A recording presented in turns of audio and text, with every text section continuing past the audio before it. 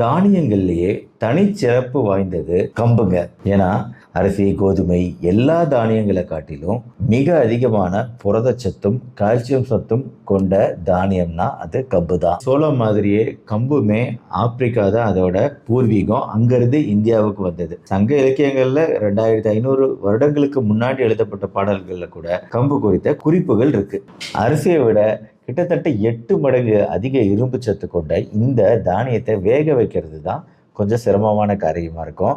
கம்போட உள்கூட்டுல சத்துக்கள் மிக இறுக்கமாக அடக்கப்பட்டிருக்கு, பேக் பண்ணப்பட்டிருக்கு. அதனால நீங்க மேல்புறம் இருக்கக்கூடிய விஷயத்தை எடுத்துட்டா கூட உள்ள அந்த சத்துக்கள் அப்படியே நம்மளுக்கு கிடைக்குது. சர்க்கரை நோய் உள்ளவங்களுக்கு ஒரு வரப்பிரசாதம் கம்பு அப்படின்னு சொல்லலாம். சர்க்கரை அளவுகளை குறைக்கிறதுக்கு ரொம்பவே ஹெல்ப் பண்ணுது. உடல் எடையை குறைக்கிறதுக்கு ரொம்பவே ஹெல்ப் பண்ணுது. கம்பு சாதம், கம்பு அவல், கம்பு பொரியல், கம்பு அசைவ உணவுகளை கூட சமைச்சு சாப்பிடலாங்க.